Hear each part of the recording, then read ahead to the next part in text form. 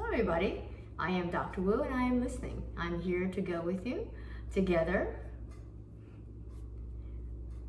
we are going to navigate through, we're going to thrive in, and we're going to grow in this crisis, trauma, or any other future traumas.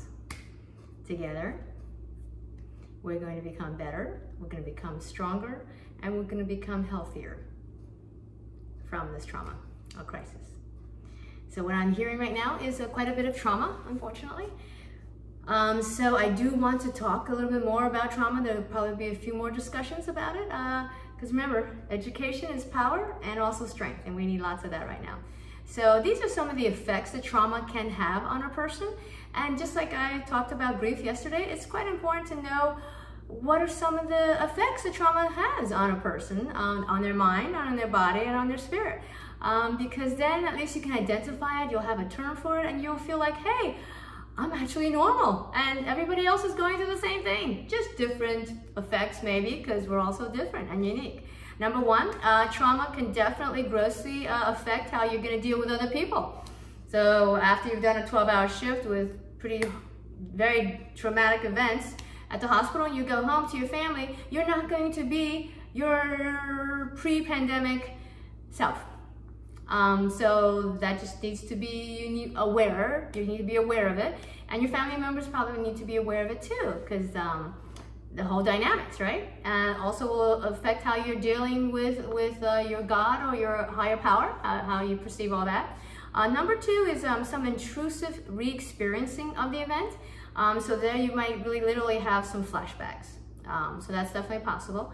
The other thing is hyperarousal. That's like when a veteran from war who's been in active combat with loud artillery or guns or bombs, if they go to, let's say, July 4th and there's fireworks going on, that definitely will trigger the mind and body to go, whoa, danger, take shelter, or go into defensive mode or attack mode. Again, for survival. Another one could be numbing, where you actually just have a flat affect. So that means instead of your normal, highs and lows, joys and sorrows, actually the joys will be very flat. You won't be as joyful as normal, and maybe not as sad as normal. So everything's just kind of flat. So that's numbing. Again, very normal for the body to do this, and the mind. And of course, fight, flight, or freeze. We've talked about this already, right? Fight is, yeah, you gotta get ready for fight, and flight is you're just not gonna be there, And then also freeze. You may feel guilty. Oh my goodness, why did I freeze? Why didn't I take action? Because your critter brain took over, because you're in a state of trauma. And right now some people are definitely being traumatized. The other one is dissociation. This is the one I'm familiar with, unfortunately. So 30 years ago, and this could be triggered by something you don't even realize what it is. 30 years ago, I was just popping in 2 cassette tapes of my favorite songs that I made, for Desert Storm. And for 3 hours, I drove, and I have no idea where I drove. So that's dissociation. Or if something else triggers you, and let's say you're arguing with somebody, and all of a sudden, you kind of do some things, and afterwards, did I really do that? Because you probably had a dissociative episode. Again, very natural when you're faced with trauma. And this could be trauma, childhood trauma, survival guilt. Yeah, that's self-explanatory. You may feel guilty that, you're survived, but all these people died. Addictions, for sure. We're going to self-medicate. To try to, again, to ease the suffering and the pain that we all feel when we are traumatized. And then, so the thing is very interesting is that there was an article about a Reverend Fleener. He's the chaplain for Mount Sinai, and another Rabbi, Kara Tav. So they've been helping with people in the front lines, our heroes, are compassionate warriors, the ones that run into danger because of the higher good, because you're trying to save somebody or give them comfort. So then Chaplain Rocky Walker also said that there were a lot of volunteers that really, the clergy, volunteers, because remember, there's usually no atheists in the foxhole. And so all these clergy people were trying to call the hospitals to volunteer to come help. They know that their help is desperately needed, not just for the, you know, for the patients and but also for the families of the patients and for the frontline soldiers that are battling so bravely and valiantly right now for us. And Chaplain Rocky Walker just said, you know, just so grateful for the Trump administration for actually making sure that now the clergy, they've made a mandate, the clergy are now considered critical and also for essential support. So now the clergy is finally going to be able to go into the hospitals, you know, go to the battlefront. And Chaplain Rocky Walker was just so grateful and just saying that at least someone is in the foxhole with them now. So that is just vitally important.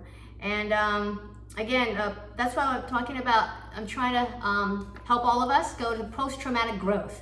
So with growth, instead of, you know, so post-traumatic stress growth. Because again, stress is very normal from this trauma. There's got to be stress. This is not fun. And then the thing is to how do we grow into it? So, so if we can grow through this, then we can have lead a positive change, improve relationships, possibilities, new possibilities for one's life, greater appreciation for life, true, a greater sense of personal strength and spiritual development through this growth that we can all do. And then, so that will really be a blessing.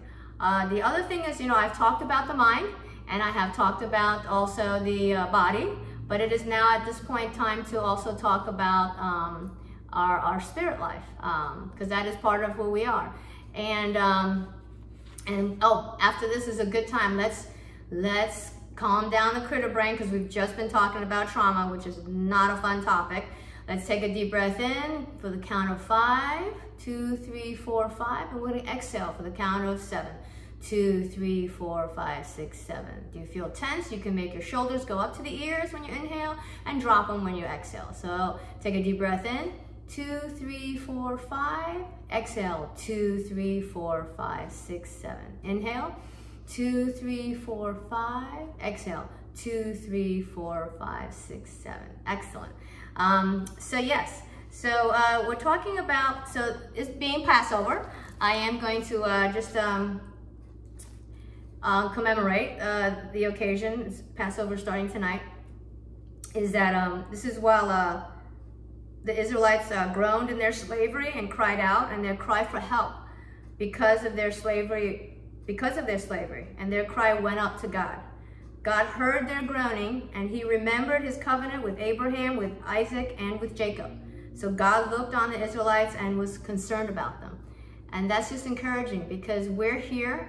We're all here for you guys, but also more importantly, God is here, and he's looking down and he hears and he's concerned. But then after the Passover, after God delivered the Israelites from slavery into freedom, when they were still traveling though, they came upon the Red Sea, which is in front of them. But then Pharaoh's soldiers and the chariots, and they were coming basically behind them. So now they're sandwiched in between two impossibilities and dangers. And this is what God told Moses. And then Moses answered the people. Do not be afraid, stand firm, and you will see the deliverance the Lord will bring you today. The Egyptians, or your enemies, you see today you will never see again. The Lord will fight for you. You need only be still. So I take great encouragement from those promises. And that we are not alone. And right now it's okay to not be okay. You know, if you're crying in the shower, you're vomiting in your car because you are a frontline soldier, that's totally normal. And our heart goes out to you. And another one, Psalm 46. I haven't talked about meditation, but meditation is also important as far as calming down the critter brain and also for your spiritual well-being.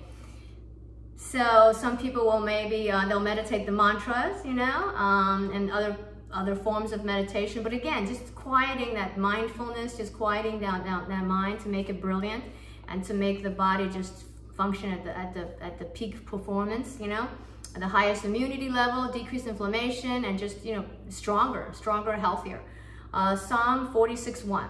God is our refuge and strength and ever present in trouble. And we're in troubled times right now. And Psalm 46:10, be still and know that I am God. I will be exalted among the nations. I will be exalted in the earth. And then Psalm 91, which is what we call 911, you know, emergency. When you have a 911 emergency, go look up Psalm 91. The entire psalm is so appropriate. Talks about pestilences, plagues coming, you know, against you. So this is Psalm 91 in the beginning. He who dwells, or she who dwells, in the shelter of the Most High will rest in the shadow of the Almighty. He will cover you with his feathers, and under his wings you will find refuge. His faithfulness will be your shield and your rampart. You know, the hedge of protection that we need, right? And remember, God is with us, you know, in this darkness. We're together. We're trying to walk through this together so that we can come out of this together. So we are conduits of his hope and his love. So courageous warriors out there, compassionate warriors, you know. We're gonna get through this, and we got to be here to see each other and hear each other's stories. And you know, good things are happening, share it. Bad things are happening, please share it. And feel free to contact me. I'm serious. You know, I'm a veteran. I kind of know what it was on the front line. I kind of know what trauma did, and I kind of have healed from it. So I would really love to share with you so that you don't have to go 29 years. Okay, and actually grow much faster than I did. All right. So this is my last sleep tips segment part on the sleep tip is just about self-love. So I would love for you, if you get a chance, a hot Epsom salt bath. You know, it does have to be warm because somehow that just helps. The heat induces sleep actually. And also the magnesium, the Epsom salt will help if you have a magnesium deficiency. Some people do. And it also relaxes the muscle strain. Imagine the muscle, you know, the neck and the upper back from all this, right? Remember, that's when we did the, take a deep breath in. And take a deep breath out. Let's do that again. In and out. In and out. And the last one is a hot water bottle. Put something warm on your belly or wherever you're aching before you go to sleep. That will kind of be a big hug and help you out. And again, if you don't mind, I ask you to please pray for all our heroes, our frontline heroes, also our first responders too. And now also all our clergymen, right? Clergymen that are in the front lines, because they're not going to let anybody be alone in the foxhole. Okay, that's what they've been called to do. And then to meditate on the scriptures. And I'll just let's just show how you do it. Okay, let's do this one. This one's so good. God is our refuge and strength, an ever-present help in trouble. So I can take a deep breath in. God is our refuge and our strength. And I can exhale, an ever-present help in trouble. And just really feel that. God is our refuge and strength, an ever-present help in trouble. And I take a deep breath in. God is our refuge and strength. And exhale, an ever-present help in trouble. Let's do another one. Let's breathe in. Be still and know that I am God. I will be exalted in the earth. Be still and know that I am God. I will be exalted in the earth. And then the Psalm 91, it's a beautiful one, right? And take a deep breath in. Take your shoulders up and drop them down. Again, in and out. In and out. So just go with your breath, whatever feels good, whatever resonates for you, and whatever mantras you like with your higher power. But I'm just showing you how I do it. You know, this is how it feeds my spirit and my soul. He who dwells in the shelter of the Most High, exhale, will rest in the shadow of the Almighty. He who dwells in the shelter of the Most High will rest in the shadow of the Almighty. So again, this is Dr. Wu. Know that trauma, the effects of trauma and the emotional reactions are normal. And together we are going to be better, we're going to be stronger, and we're going to be healthier after this trauma is over with. And we're going to practice our sleeping tips and be there for each other. Make sure to reach out. This is where we're meant to connect. Oh, came up with a bunch of safe ones. Safe connecting, safe dining, safe bonding, and safe praying, okay? So yes, so again, this is Dr. Wu and I'm listening, and be well, in the great physician's name. Happy Passover. everybody.